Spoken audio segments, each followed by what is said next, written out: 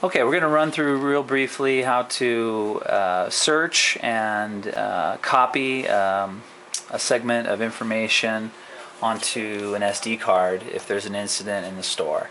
So the first thing you'll do, if you have this little menu down here with the mouse on in the bottom right hand corner, sometimes that gets minimized. There's a little arrow to the right there, and if it is minimized where you can't see it, you'll need to click on that little arrow in order to bring that little menu up of icons. The icon that we'll want to use to search is basically this one right here, which has a little calendar with a magnifying glass on it, and that's go to date, or search for a specific date.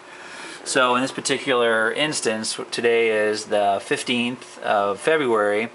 I'm going to go ahead and click on current time. It defaults the month and date back to January 1 of this year. So if I click on current time, it will put me now to February 15th at 11 a.m. So I want to search for an incident that happened yesterday on the 14th. So I'll click on the calendar here on the 14th, and the incident happened around 10:30 a.m. So I'll use the cursor here, and you'll see the time changing as I click different times to go to 10:30. You can also go up here to the arrows and manually change the hours or the minutes that way also, but I like to do it just here on the cursor. So I click 10:30, and then when I'm ready to play back, I'm going to hit play here. Now, and so this is back on February 14th, the playback of that time. Now, if I want to zoom in on this particular camera, this is the camera where our perpetrator is in the picture here, messing with our cameras and stealing some equipment. I want to go ahead and double click on that camera, and then it's going to make that a full frame shot. Now what I can do here to pause and to rewind, I will click on the play icon in the bottom right hand corner here, and that'll bring up the record and playback menu here. Now I can pause it, I can fast forward, rewind, do different things, play, stop, and let's say I want to rewind a little bit here. If I click rewind once, it's going to go half speed. If I hit it again, it's going to change that to a different speed. Let me hit play. I think I actually have to be in play, and then I can go back faster. 2 times, 5 times to get back, 10 times, rewind. Okay, now that's about right where I want to begin my recording of the perpetrator once I've got it locked in, and that's at about 10:42 a.m.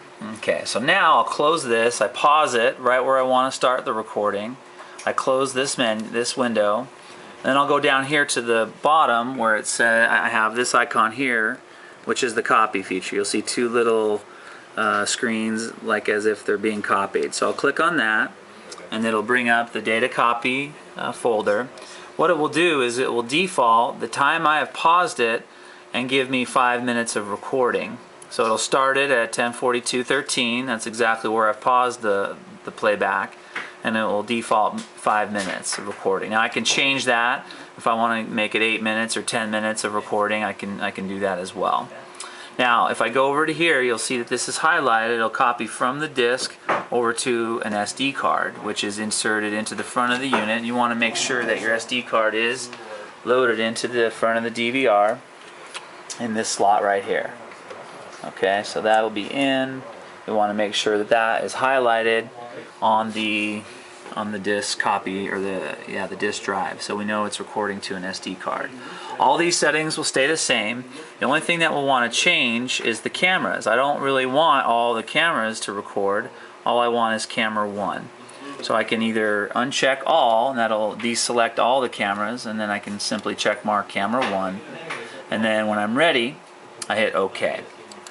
Now, this will now bring up another screen that shows me the size of the recording. It's very small, it's 0.1 gigabytes, and this will show me how much capacity I have left on my SD card. So I almost have 2 gigs of storage left. It'll show the time and date, which camera, the event, and then the hard drive that it's coming from. As soon as I have all that ready, I go down to the bottom right and I'll click OK.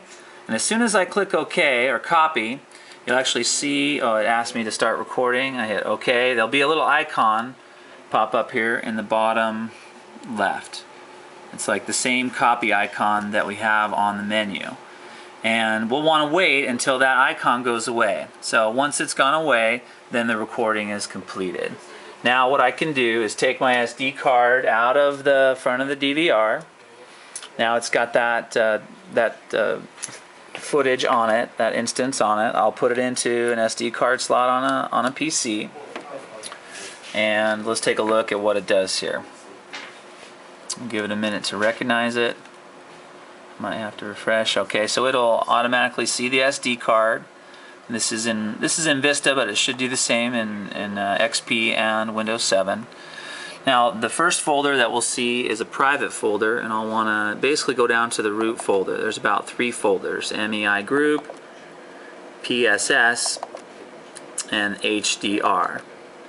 Okay, now in this folder we've got a couple different things. We've got some files, but we want to basically open the HD viewer, and this is a viewer that will work on any computer, and it will allow us to view and play back the instance. So if I double click on HD viewer in that folder, it'll bring up this program here. Now there's a little icon up here that has a picture of a folder with an arrow. I want to click on that, and now it'll show me the 2 instances that I have on the device. The one I want is, and it'll show you which camera it has, and actually it has the date and time that I've recorded on. And this one on top is the last one I've done, the one that we just had. And I will click on open, and there it is. Now you can use this as a viewer to play back. It has all the functions up here to play back the instance, to pause it, fast forward, rewind. And if I have a good picture of someone's face that I want to basically print, okay, I can copy that. I can save this as a different folder, and you may want to save it on the desktop of the computer if you're going to give the SD card to the police or something like that. So you'll have all the functionality of playing back and copying, saving that item if I want to save it. I can save it to my desktop, or whatever folder I want to on the computer. So if I do that, I can put it in any folder I want, create a folder, and save that particular recording. Alright, that's it.